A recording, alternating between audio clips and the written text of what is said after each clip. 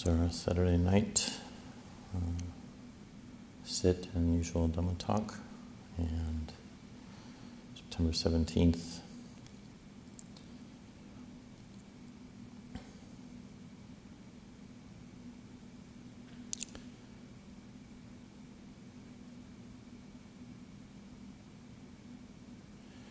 And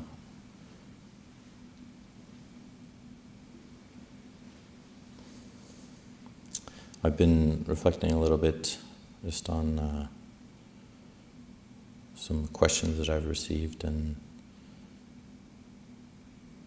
just the sort of basic theme of the Buddha's teachings, and the Four Noble Truths, and just the simplicity around them, and how easy it is, I find for myself, how I can complicate that simplicity quite easily. Thinking of just why is it a particular way, or how I think it should be different for myself, having particular ideals about my own practice, or how I should live, or how I should be. Why am I in a particular mood, or why is it difficult for the mind not to settle down? Why isn't there peace?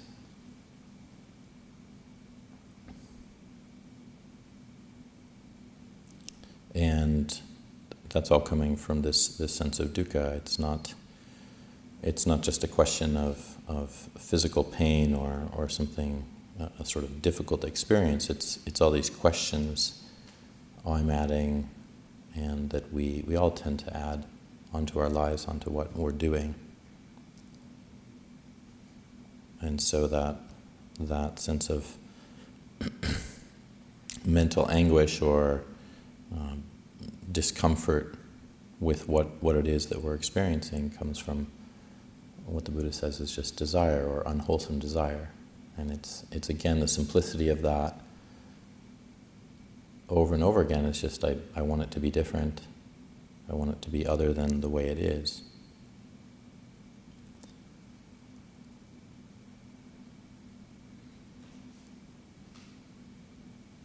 And it's just phenomenally incredible how simple that is, and how difficult it is.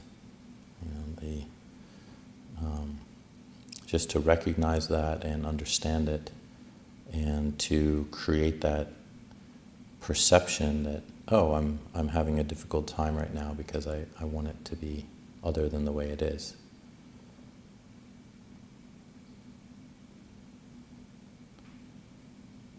No matter the suffering, it just comes down to that. Even if it's something as drastic as losing a loved one, or losing our limbs, or getting a diagnosis, it's the end of our life. It just comes down to that. When we suffer around those things, it comes from I want it to be other than the way it is.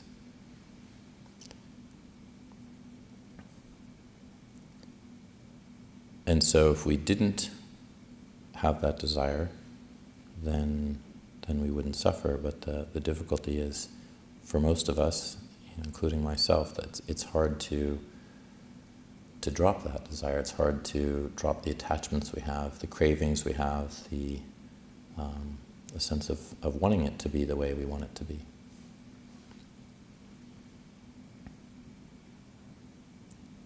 I was talking to someone today who was struggling around that very issue, just feeling as though his mind was going crazy in terms of the particular times he was spending alone, and there was just a lot of idealism around the fact that it shouldn't be that way. It should be some other different way. It's almost as if we might wish we're a different person. We have a sense of how we think things should be, but they're not actually how they are. And so this is all very simple. Most of us know this, but how much of us are plagued in our daily lives with this? our daily hours, minutes, just the thoughts we have.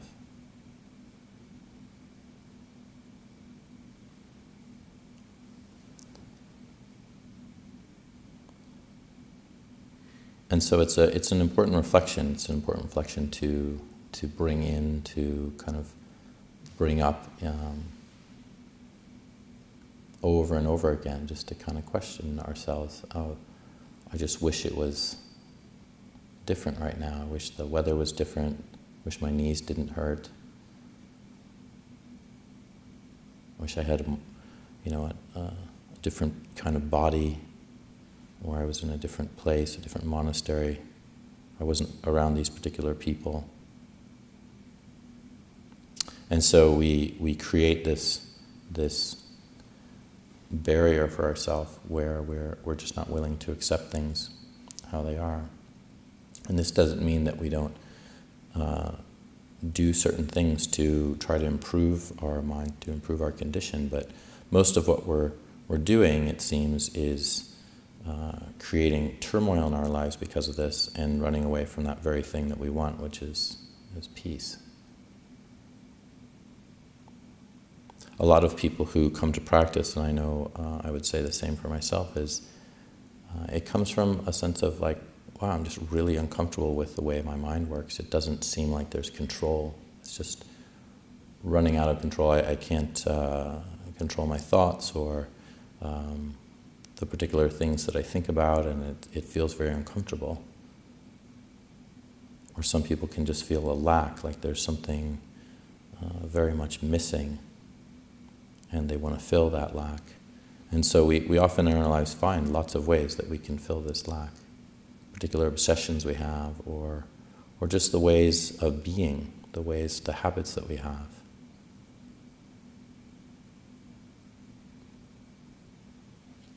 I was reflecting on that in terms of something, we can look at our own particular behaviors that we exhibit, and we can see how often, like, oh, if I was really aware of what it was I was doing every day with some of the habits that I have, then I wouldn't do those things because they're not actually helpful to me.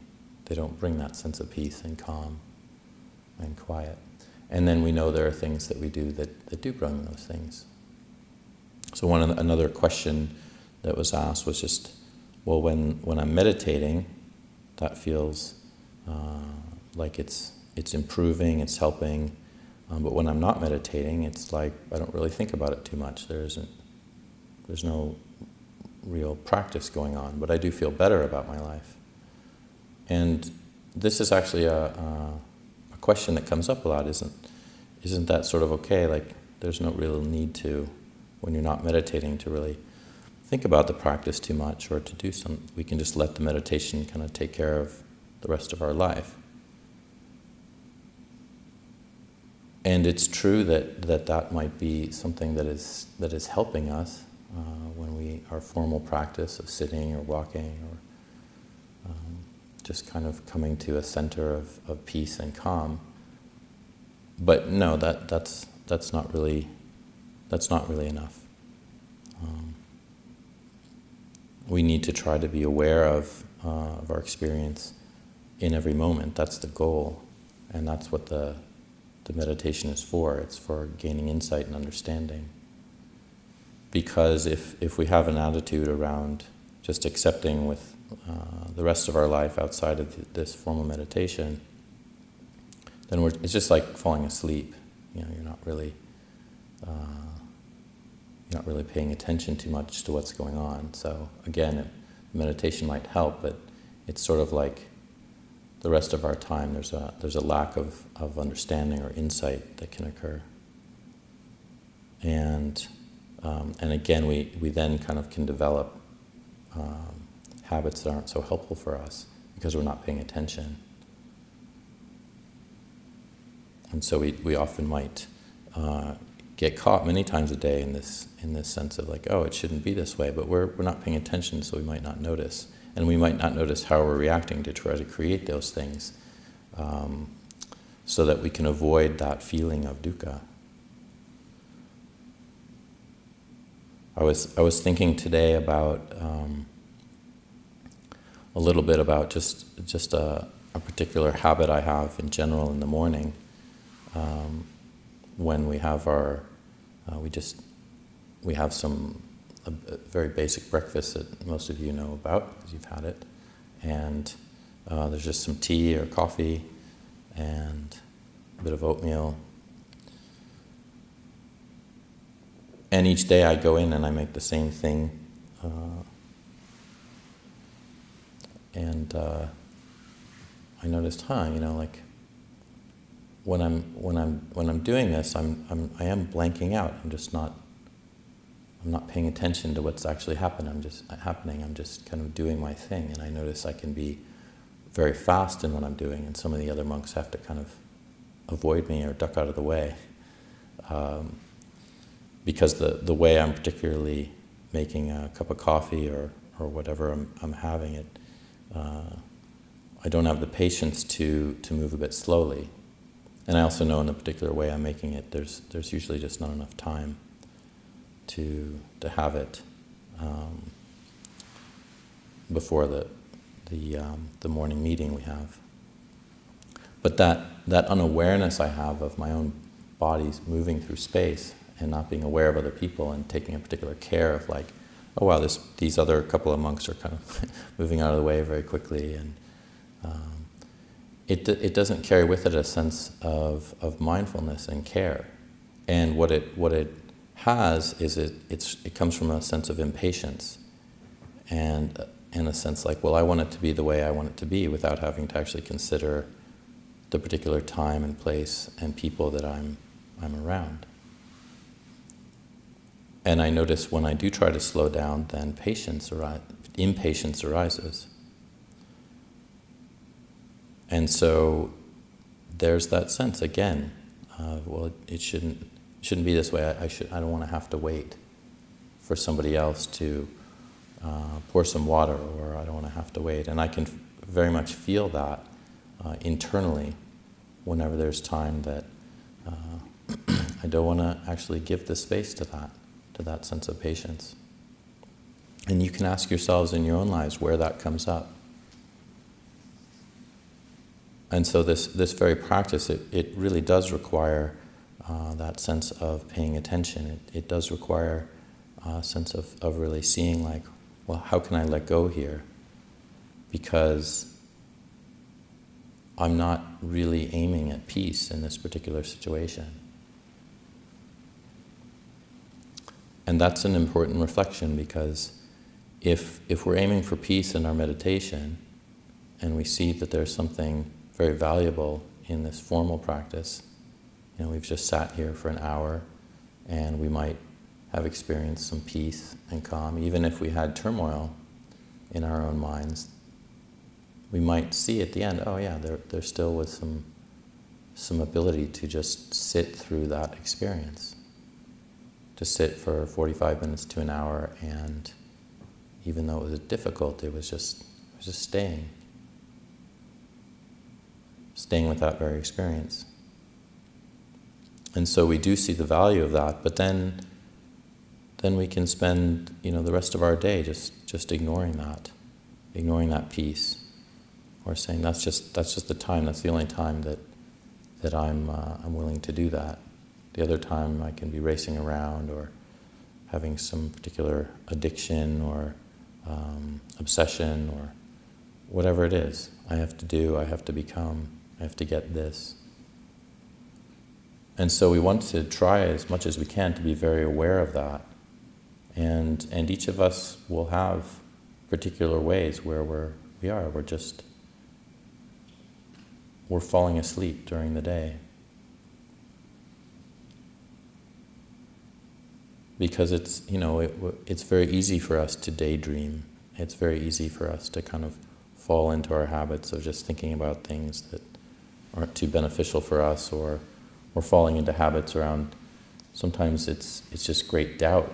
We might have doubt, and we think that if we just kind of question enough, what it is I should be doing, or how I should be doing, or what my particular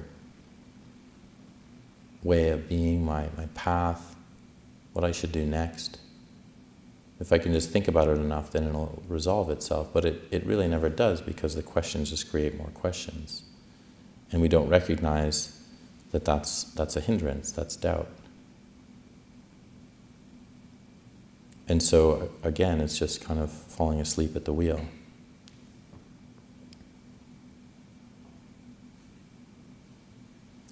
And for most people, that's a question that comes after a meditation retreat. How am I supposed to deal with this? Like, I had such a peaceful time, or even though there was difficulties, it just did feel like I had a little bit more balance or center than I had before I started. And so the question, it's just like every single time at the end of a retreat, people are wondering, what can I do? I'm going back to my daily life. And it comes down to change. That's what the Buddha is suggesting. We have to really change the way that we engage in our life. And he points out this eightfold path that we have. There's lots of path factors. Even just focusing on right speech, that alone takes care of so much. When we're very aware of our sense of wanting to tell a story or say something about another person, and we refrain from that.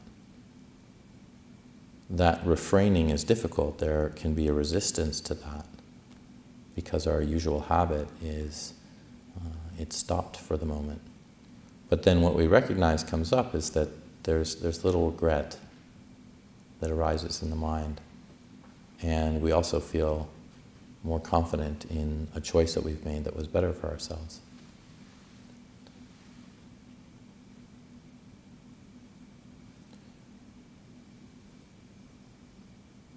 So we have so many opportunities to really just use this refrain again that I started with, this sense of like, well, if I just had it another way, if it wasn't the way it is right now, I'd be happy. There'd be something that would be so much more beneficial for me. But it's never the happiness is never in the other way. Because we're just setting up a condition that we believe to be something that will make us happy. And it might make us a little bit, feel a little bit better. If we're out in the burning sun and you gain some cool, well, it's true, you're gonna have a experience of feeling better. But your mind searching for relief in conditions, seeing that that's always going to be the way that you can find comfort, you're going to get in trouble, because we have to constantly be dealing with wishing it was another way, wishing that there was some other person not making coffee in front of me, or whatever it might be.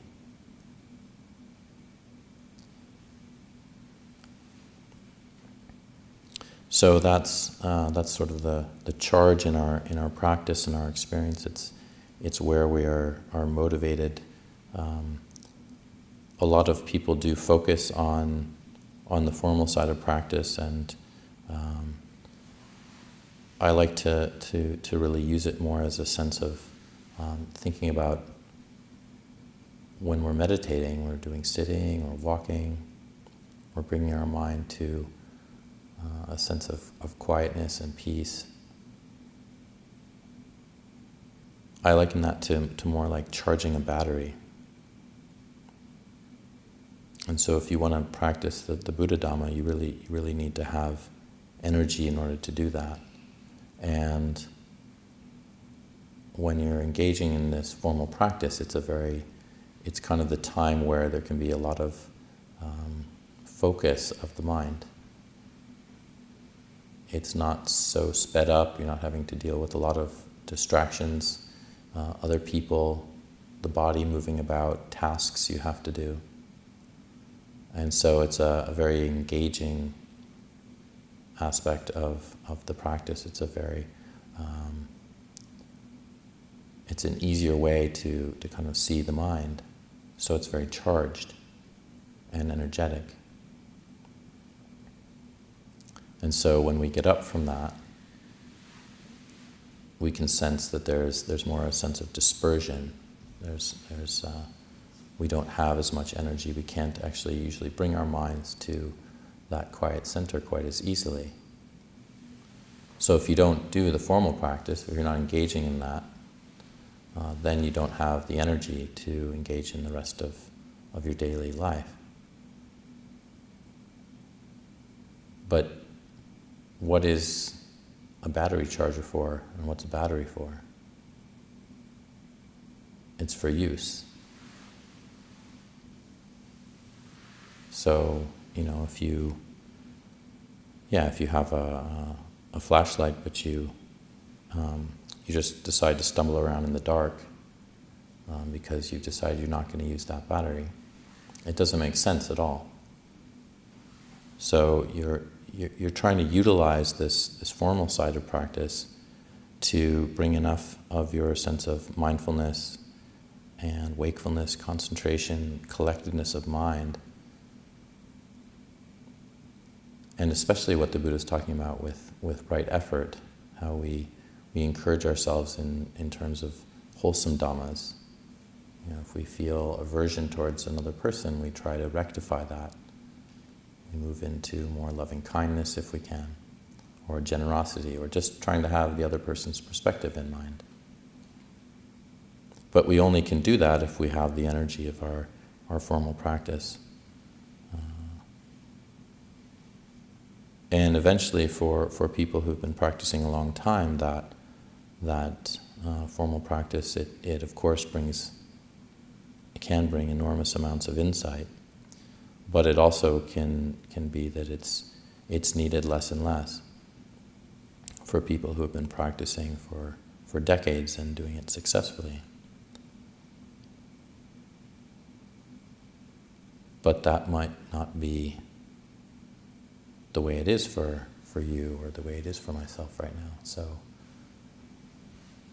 we start where we are with our practice, and we do recognize the goodness that we get from that sort of charging up of our virya, our energy. But we carry that through us for the rest of our time when we're not in formal practice. We need to recognize how often this sense of wanting it to be different comes up, and how we challenge ourselves, how we work through that. It can just be like having a little bit more patience in what we're doing.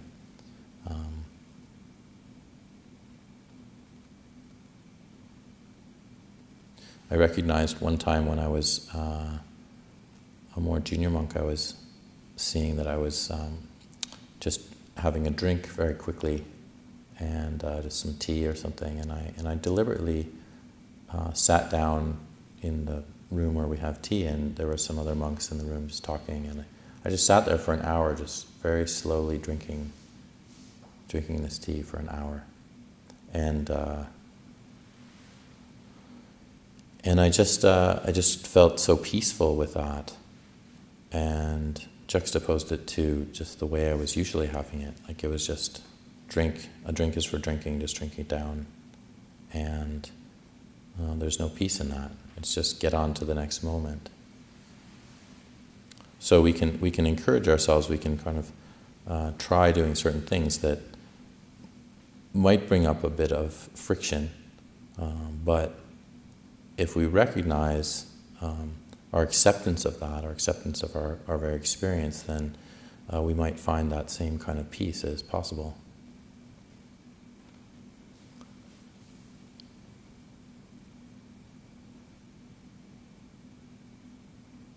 I was thinking about how there is an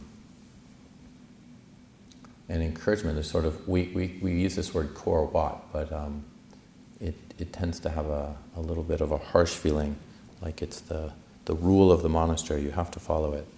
But more the sense of it is the word etiquette, like it's an etiquette in the monastery. And one of those etiquettes I was thinking about was how, like, when somebody's giving a Dhamma talk, Like you don't usually drink a drink and, or you don't sort of kind of engage too much. You don't talk to other people or do certain things. But that's an etiquette that somebody might not know about. So it might be just normal for them to have either a drink. We have morning reflections in the morning, and so you might hear somebody kind of put down their cup while one of the monks is talking, and you usually wouldn't see any of the monastics doing that. So if one's observing, one can see, oh, I don't see monastics doing that. So I guess maybe that's kind of what's done here. They don't tend to pick up their drinks or eat when someone's actually speaking about Dhamma. And that takes an eye. That takes an eye to notice that, to see that, and to recognize it, and then to think, oh, you have to kind of look out for that. Or you might say like, you might recognize one is making a noise or something like that, putting down a cup, and that there's only one or two people doing that. It's not a big deal. It's just something that someone would have to see, and it might take a long time to recognize that. But there's something more important here in that lesson. And that is that if you're listening to Dhamma and you're very aware of what you're doing and you're valuing that, then you'll also be very much paying attention to your own mind and what it's doing while you're listening. And you might not have to see a particular etiquette to notice, I want to have a drink right now. Now the worldly reaction to that is, I want to have this, so I'll have it, because there's nothing wrong with that. And there isn't anything wrong. Except that it's a distraction from your mind. And it's a distraction in your mind listening to the Dhamma.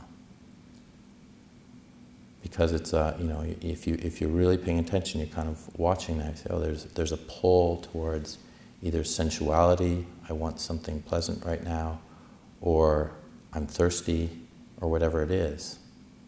So the monastics are trained like, well, hey, wait, like, again, can you not have to set up this condition where if you don't have this thing, you're going to suffer? Can you just kind of be with it and say like, okay, is it really that much to not go with that particular desire to pick up that drink? And so that's the benefit of a mind that's being very clear and watching and seeing and paying attention and is awake. Because you might not have to watch an outward etiquette, an outward behavior that you're seeing, but you'd actually see, oh, this isn't the right time. It's not beneficial for me to go for that, to encourage that distraction, to move towards that, either again sensual hit or that need to satisfy thirst. And in a worldly way, we think, what? Like, what? I should postpone satisfying my own thirst? And yeah, you should. Because that's how you learn. That if you do that, then you have the possibility of recognizing that there's particular choices you make that aren't necessary. We don't always have to fulfill our own desires. Because whether one drinks in 5 minutes or just in that moment, it's not actually going to make a difference. And of course, I'm not talking about somebody who's, you're going to cough, or you actually have to have it because you're ill or something like that. But just in this recognition, we have the sense of this possibility of waking up because we're paying attention all the time to what it is we're doing. I can pay attention when I'm making coffee in the morning, what are the others doing? Are they moving in the same way? Am I in their way? Am I going to get in their way? Am I moving too quickly? because that might be quite agitating for them. And I can actually look at my own mind and see, oh, right, it's agitating for me.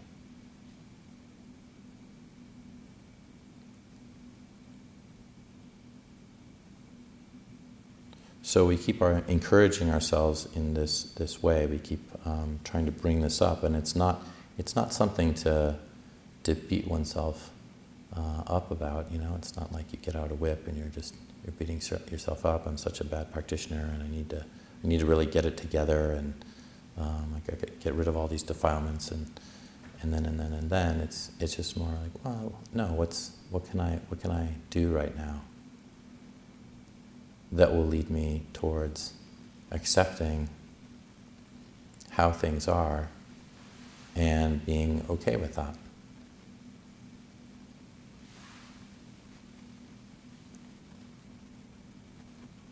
So that I don't get into more of a sort of a sense of, no, I'm not going to do that.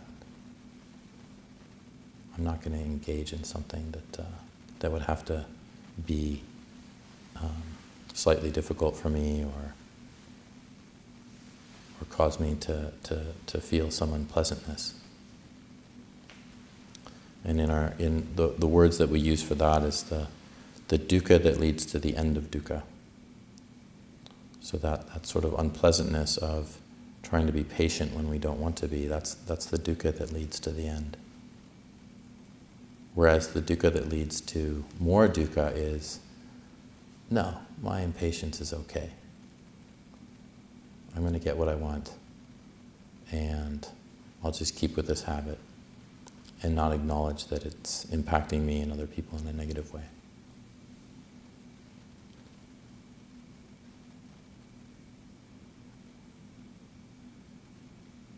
So for each of us, we can look at our own minds, we can look at our own habits each day, and we can ask ourselves, again, what is it that we're willing to give up? It doesn't have to be monumental. We don't have to get stuck in our ideals around how we should be. But we just can notice and ask ourselves, oh, is that really helpful for me? Is that something that maybe I can work on that isn't going to take too much difficulty, but I will have to suffer a little bit. I will have to have a little bit of pain. And then we go ahead and we do that, and then often what we see is, oh, that wasn't so difficult. And again, as I've mentioned before, that we also feel confident. Oh, that was something good for me. I should keep doing that. I should keep moving in that direction.